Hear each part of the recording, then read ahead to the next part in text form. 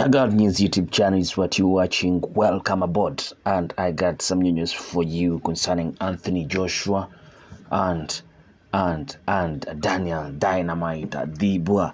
Now Anthony Joshua says he's not anywhere to be friends with anyone, and when Anthony Joshua walks to the ring to fight Daniel Dubois for the IBF heavyweight title at Wembley Stadium in London, England on September 21st, 3,038 days will have passed since Joshua breezed past Charles Martin to first win the famous red belt.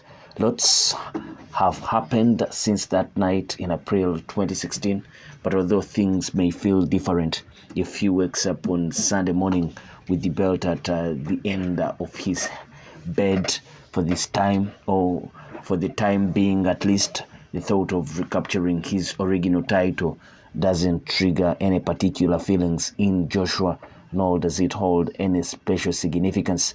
When Joshua, 28 fights, 3 losses, 2 of those losses coming at the hands of Alexander Usyk, the other coming at the hands of Andy Ruiz Jr., but he has 25 KOs to his record, wonderful record. Joshua beat Charles Martin to first win the title, and it signified much more on the day. It confirmed Joshua's arrival on the world stage and was the first significant step towards turning him into the global attraction he developed. These days, the title belt would be a nice bonus, but is part of a much bigger picture. Beating Dubois, who is at 21 fights, 2 losses.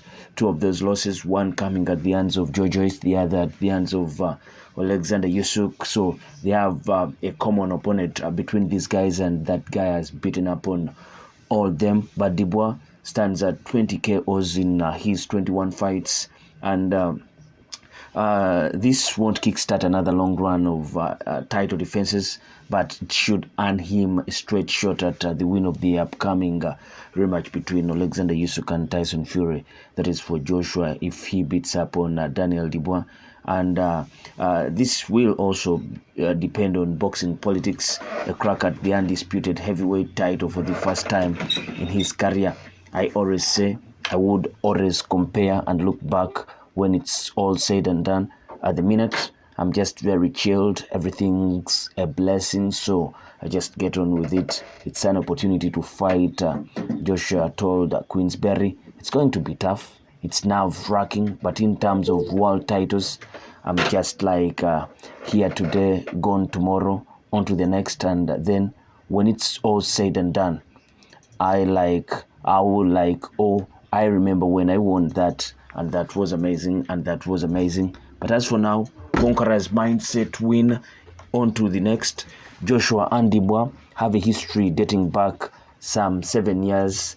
The exact details of what really happened during their much talked about sparring session in Sheffield will probably end up being lost to time. But although it probably means little, given how much both fighters have changed since, it has certainly left an undercurrent of tension. If Joshua has slowly changed and evolved as a fighter and a person during his time at the top, Dubois' transformation has been quick and startling.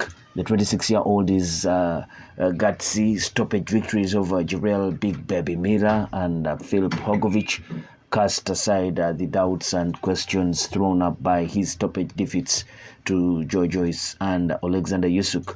Dubois is also beginning to develop that all-important aura that a heavyweight champion must possess. He will never be as a professional or as silk as Joshua is in front of the cameras, but he seems to have decided to be himself and appears much more comfortable as a result. During a long press day of set-piece events to launch the fight, tempers flared as the two came head-to-head for a round-table discussion. Dubois, buoyed by the way he handled the domineering Phil Pogovich, had clearly made up his mind not to show the more experienced Joshua even the slightest hint of weakness, and refused to be intimidated as Joshua sought to impose his seniority, leaving his seat and warning the young man that he doesn't take being disrespected lightly.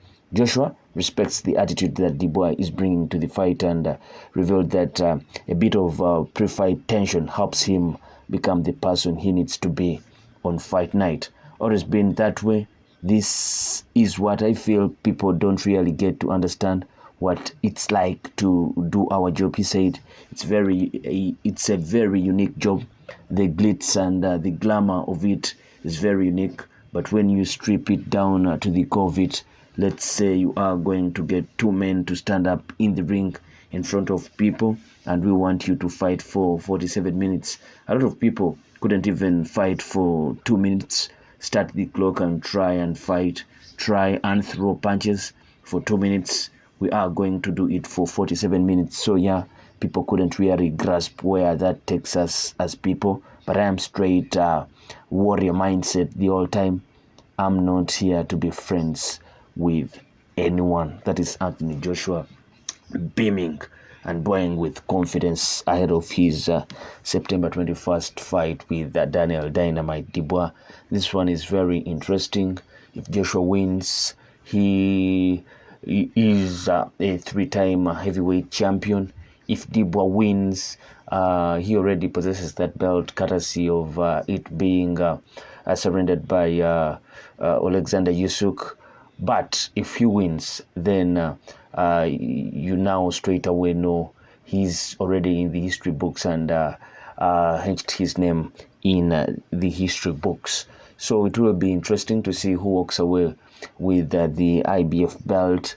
But all guys seem to be at the top of their game currently, after having some kind of challenges in their careers. Both Joshua and Dubois.